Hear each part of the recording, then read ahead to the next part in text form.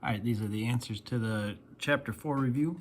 For the first one, we're trying to integrate this expression. We're going to do it in two different phases. We're going to start with a sine. And when I integrate, I'm looking for something that if I took the derivative of it would get me back to sine.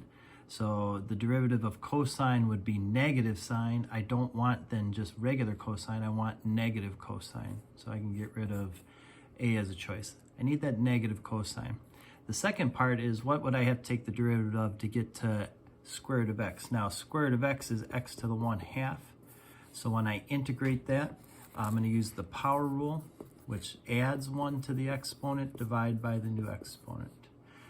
So that's that. If I take that 3/2 from the bottom and flip it around, it'll become 2/3 x to the 3/2. So I'm looking for a negative cosine x plus 2/3 x to the 3/2 and then plus c. So D is my choice on that one. For number 2, this is just a simple little power rule, just nothing stressful here. Add 1, divide by the new exponent, plus c. A is our choice on that one. Right? Pretty simple on that one. For number 3, we have dx over x squared. And so for that one, what we want to do is rewrite it. So I'm going to bring that 2x squared up, make that x to the -2, and then we can do our power rule. So the power rule, and that would add 1 to that, divide by the new exponent, plus c. Now that -1 there can just become a negative out front, and the x to the -1 could be rewritten as 1 over x. So something like that would be the same, or what we see in B would be the same as well. So we want to be able to kind of go back and forth from some different options to make sure we know that they're all equivalent. For number 4, we're given this one here, and we could square this out and make 3 different terms and then integrate each of those terms. The problem with that is that when I look at the answer, that's not quite how the answer is written. And so what I need to do is maybe think of this in terms of a u sub. So I have a function inside of another function. The inside function will be my u, 3s plus 4. And so my du will be 3ds, okay? So that means ds will be du divided by 3. All right, and so if I come over here, I'm going to have the integral of u squared times ds, which is du over 3. So I'm going to pull that over 3. I'm going to bring that out front, make that a 1/3. So that 1/3, again, is the dividing by 3 part of that. Now, we're ready to integrate. So that integrates into u to the 3rd over 3 plus c. So if I combine here, I'm going to get a 1/9 u to the 3rd plus c, but that u going backwards is the 3s plus 4. And that is the same as c. So it's a little u sub. If you try to do it the other way, you'll get an answer that's equivalent, but you won't be able to necessarily factor back into here. And that's the problem with that. All right, number 5 is also a u sub. We have 2x inside of the sign. So if I make u equal to 2x, du would be 2dx. So dx is going to be du divided by 2. So I come back, this is the integral of sine u times du over 2. Bring that 1/2 out front. And we're going to integrate sine u. Now the integral of sine is a negative cosine, because if I take the derivative of cosine, I would get negative sine, so I need the negative to cancel that out, get me back to positive there. Last thing to do is to put the u back in. So put the 2x in its spot. We get a negative 1/2 cosine 2x plus c, that's b. Again, one thing you can also do in a multiple choice is understand that whatever the integral of this is something I could take the derivative of to get back to here. So you could take the derivative of each of these until you got one that gave you sine 2x as your answer. Number 7 says we have a particle's acceleration along a straight line is given by the formula acceleration equals 3 plus 2t. Which of these gives the correct function for the velocity at any time t? So velocity, again, acceleration is the derivative of velocity. So if we want to go backwards, we're going to integrate. The integral of acceleration will give us velocity plus a constant. And so if I integrate 3 plus 2t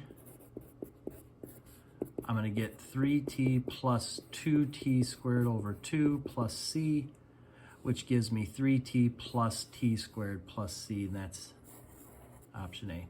Now that won't necessarily give you the velocity because this c is some constant, so we would need to know something else about the velocity at a certain point, and that would allow us to find out that c value, but at least this gives us a general expression for that velocity.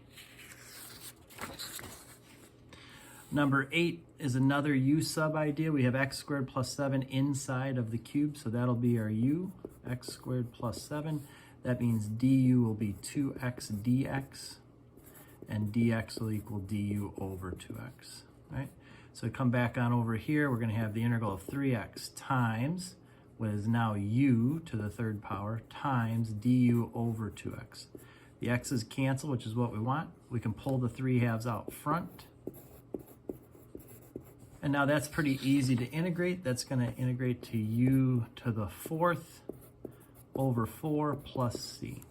If we do a little combo here, that's going to become 3/8 u to the 4th, heading back to what we had before, x squared plus 7 as the u.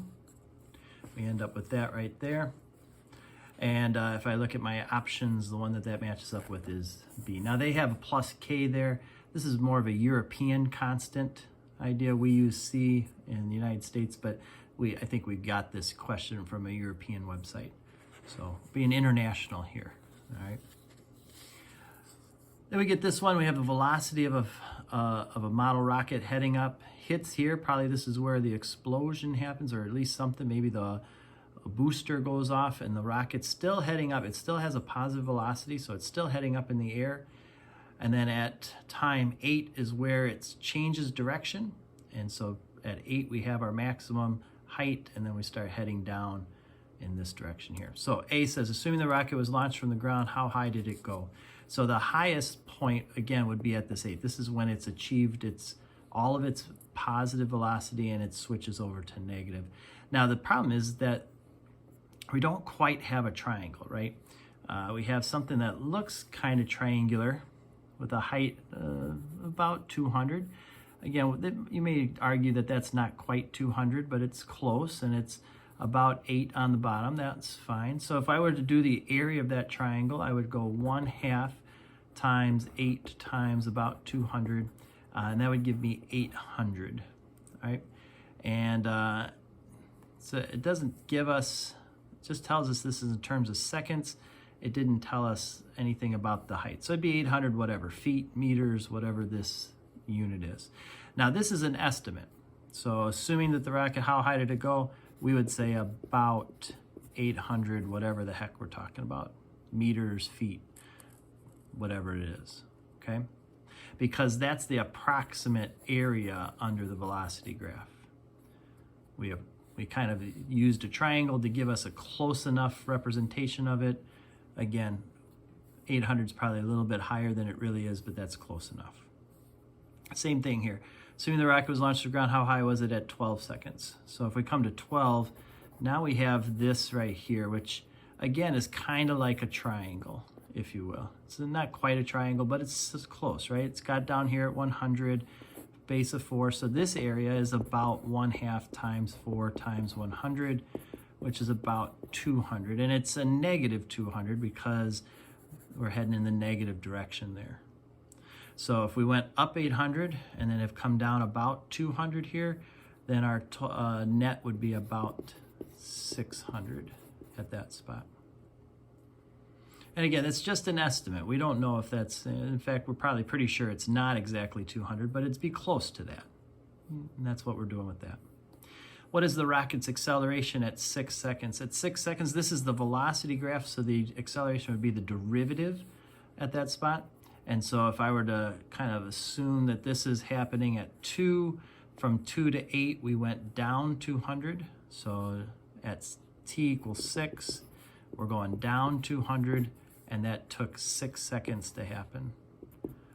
So at about a negative 100 feet per second squared, or meters per second squared, or whatever our units are, that would be what's going on at t equals 6.